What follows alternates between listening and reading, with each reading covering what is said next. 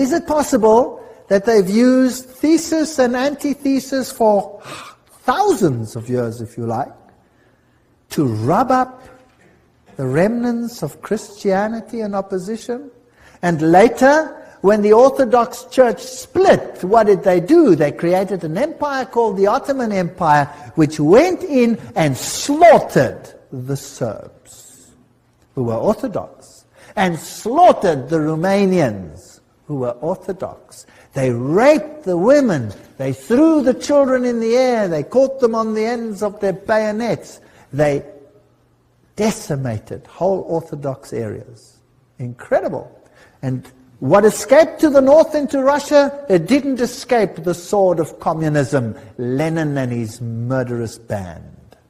There has been a religious war since Christ died. And who is being rubbed up? The souls of men. So here are the men of Islam. Who are these insiders? Who are these ayatollahs? Should the world be afraid? The world is meant to be afraid. Are you with me? So you have thesis, you have antithesis. In the world wars, they said, communism is the threat. You are supposed to be afraid, so that you will accept any changes that are necessary to meet the threat. Now, they're using this as the next threat to create the synthesis that they want.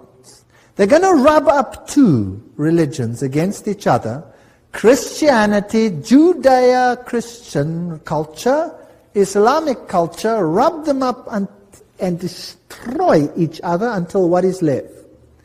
Synthesis.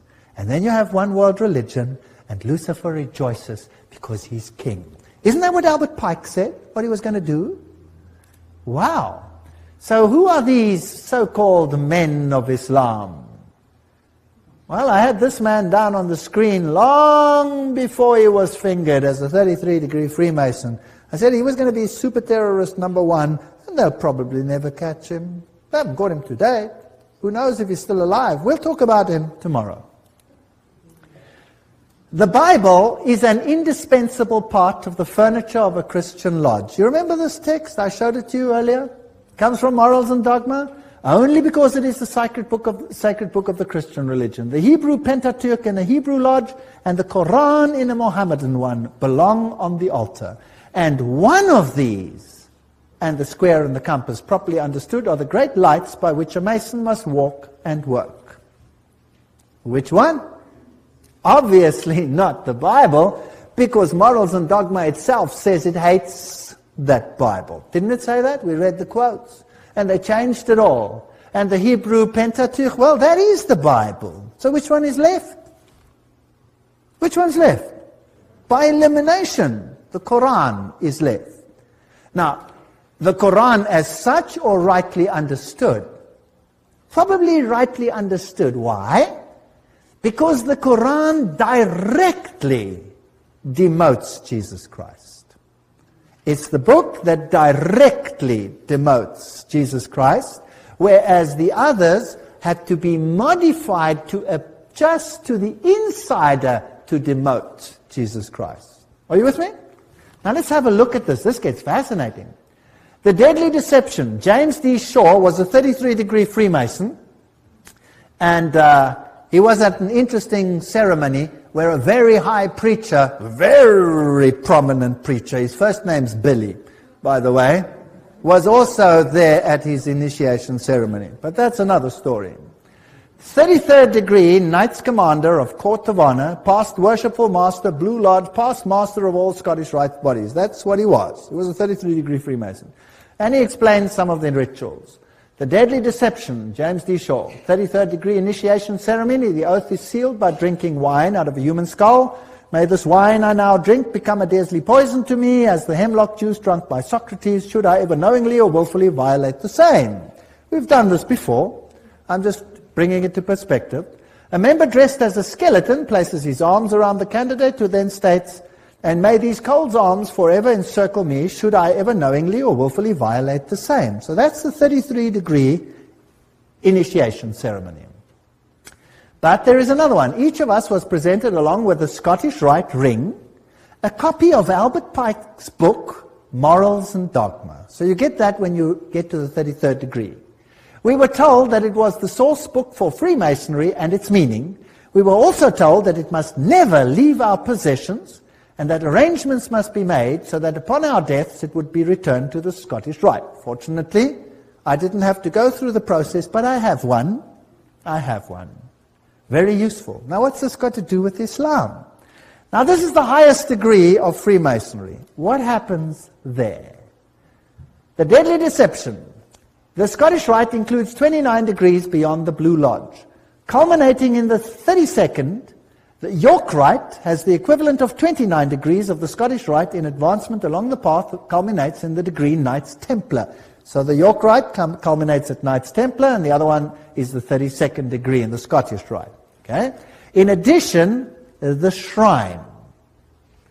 Ancient Arabic order, nobles of the mystic shrine, is available to 32nd degree Masons and Knights Templar who wish to participate. So the highest order is available. Those of the highest order can become Shriners. Now the Shriners are an Arabic order, and this is for Protestants. And this is where the plot thickens. Do you think there is a link between Shriner Freemasonry and Islam, Christianity and Islam? Well, I think there just might be. We were talking about Shriner Freemasonry and how it links Islam to the secret societies. Let's continue our interesting little investigative study. The shrine, the ancient Arabic order, nobles of the mystic shrine. The shrine is the show army of Masonry. Maintains a very high profile. It is necessary to be a 32nd degree Mason for 6 months before being eligible to join the shrine. Only the highest Freemasons may join the shrine. Now these are most of the prominent Americans, by the way. All the big prominent Americans march through New York as the Shriners in their masquerades. Now, the shrine is in the name of Allah. Did you know that? So here the Christians, of so-called Christians of the 32nd degree, who now know already that they worship Lucifer, come to the shrine with the Quran on the altar. Now the Bible's gone. When you reach the highest level of Freemasonry and you become a Shriner, the Bible's gone. We sealed our solemn oath in the name of Allah, the God of the Arab, the Muslim, the Mohammedan, the God of our fathers. Wow. Is Allah the God of our fathers? Here's the oath. In willful violation whereof I incur the fearful penalty of having my eyeballs pierced to the center with three-edged blade, my feet flayed, and I be forced to walk the hot sands upon the sterile shores of the Red Sea until the flaming sun shall strike me with a livid plague. And may Allah, the God of Arab, Muslim, and Mohammedan, the God of our fathers, support me to the entire fulfillment of the same. Can a Christian make such an oath? Yes or no? Obviously not. So Masonry is nothing other than the ancient mystery religion, and Jesuits are the ancient mystery religion, and Islam is the ancient mystery religion behind the scenes. And who do you think controls it all? Rome. Rome controls it all. So how would you like it if I said that I believe that Islam and Catholicism behind the scenes is one and the same thing? Have you noticed that Catholicism never complains about Islam not allowing evangelism?